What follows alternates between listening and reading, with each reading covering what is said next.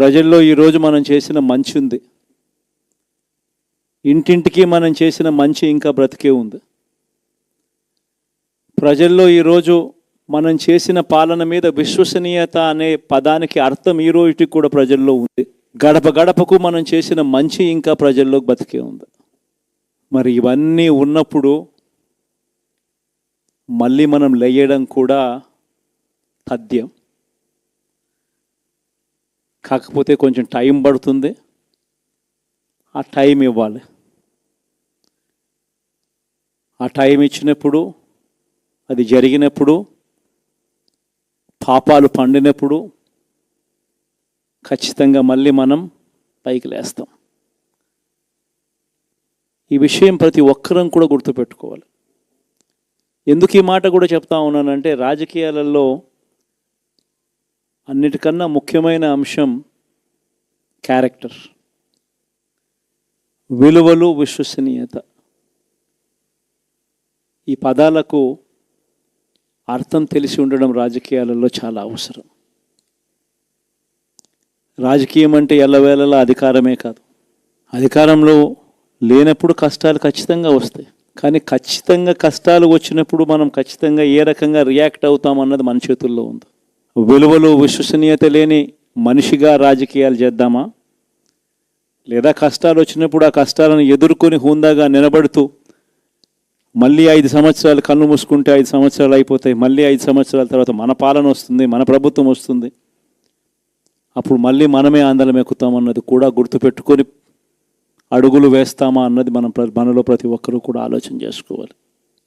ఇదే మన ప్రభుత్వం అధికారంలో ఉన్నప్పుడు కులం చూడలేదు, మతం చూడలేదు, ప్రాంతం చూడలేదు, రాజకీయాలు చూడలేదు, చివరికి ఏ పార్టీకి ఎవరు ఓటు వేశారు అన్నది కూడా చూడకుండా ప్రతి పథకము కూడా డోర్ డెలివరీ చేయించాం. మనం అర్హత మాత్రమే ప్రామాణికంగా తీసుకొని ప్రతి పథకము, ప్రతి మంచి కూడా ప్రతి ఇంటికి డోర్ డెలివరీ చేయించాం. అలా ప్రతి మంచి, ప్రతి పథకము డోర్ డెలివరీ చేసిన ప్రభుత్వం మనదైతే, పాలన మందైతే, ఈరోజు కేవలం వాళ్ళ పార్టీకి ఓటు వేయలేదు అని మాత్రమే,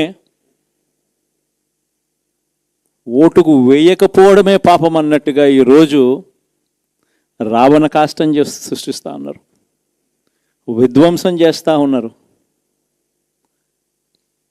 ఆస్తులు నష్టం చేస్తున్నారు, కొడతా ఉన్నారు, అవమానిస్తూ ఉన్నారు. ఇవన్నీ శిశుపాలుని పాపాల్లో భాగాలుగా ఇవన్నీ అప్పుడే పాపాలు మొదలయ్యాయి. ఒకవైపున మనమేమో మనకు ఓటు వేయకపోయినా కానీ ఏ రోజు కూడా డిస్క్రిమినేషన్ చూడలేదు. అటువంటి వాళ్లకు కూడా మనం డోర్ డెలివరీ చేసిన ప్రభుత్వం పాలన మందైతే, ఈరోజు కేవలం ఓటు వేయలేదన్న ఒకే ఒక కారణంతో ఏకంగా కొడతా ఉన్న పాలన వీళ్ళది. ఈ పాపం ఊరికే పోదు. రెండవ పాపం చంద్రబాబుది కూడా అప్పుడే పండింది. బహుశా కేంద్రం ఈ రకమైన కేంద్రంలో ఈ రకమైన పరిస్థితులు బహుశా ఎప్పుడు ఉండిండవేమో. ఈ రకంగా కేంద్రంలో 240 ఎంపీలు మాత్రమే వచ్చిన పరిస్థితులు, రాష్ట్రంలో ఏకంగా వీళ్ళకు కూడా ఈ మాదిరిగా మంచి నెంబర్లు వచ్చిన పరిస్థితులు, ఎన్డీఏలో మళ్ళీ చక్రం తిప్పుతా ఉన్న పరిస్థితులు. ఇలాంటి పరిస్థితుల్లో కూడా ప్రత్యేక హోదాను అడక్కపోవడం చంద్రబాబు చేసిన మరో పాపానికి కూడా మరో నాంది. ఇలాంటి పరిస్థితుల్లో కూడా ప్రత్యేక హోదా మనం అడిగి తెచ్చుకోలేకపోతే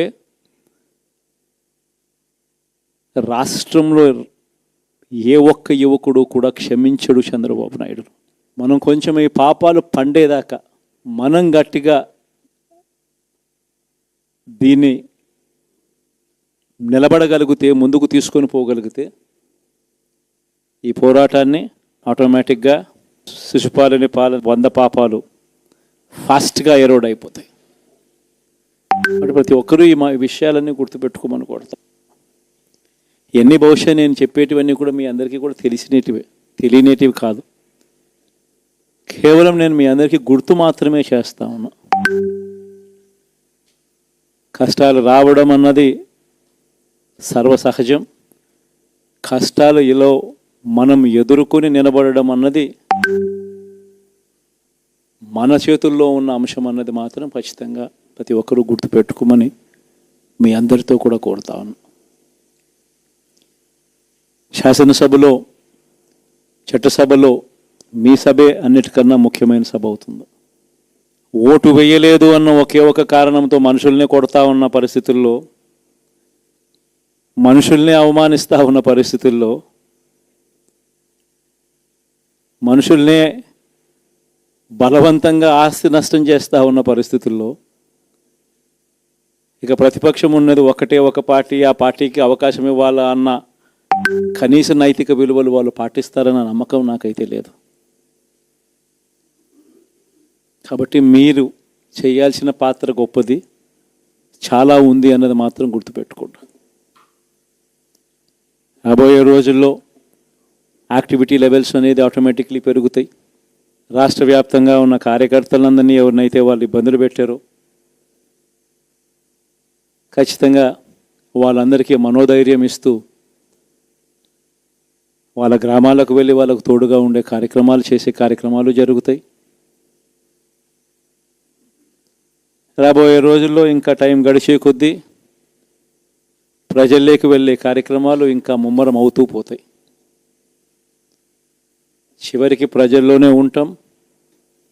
ప్రజలతో కలిసి పోరాడే కార్యక్రమం వేగంగా టైం గడిచే కొద్దీ మనము వేగంగా అడుగులు ముందుకు వేస్తాం. ఒకటి మీ అందరికీ చెప్తా ఉన్నా, ఏకంగా 14 నెలలు పాదయాత్రలు చేశాం. ఆ వయసు ఈ రోజుకి నాకుంది. ఆ సత్తువ ఈ రోజుకి నాకుంది. కాబట్టి మీరు మాత్రం ప్రతి ఒక్కరూ గుర్తుపెట్టుకోండి, ఆ టైం వచ్చేదాకా మీ పాత్ర చాలా కీలకం. ప్రతి ఒక్కరూ ఈ విషయాన్ని మాత్రం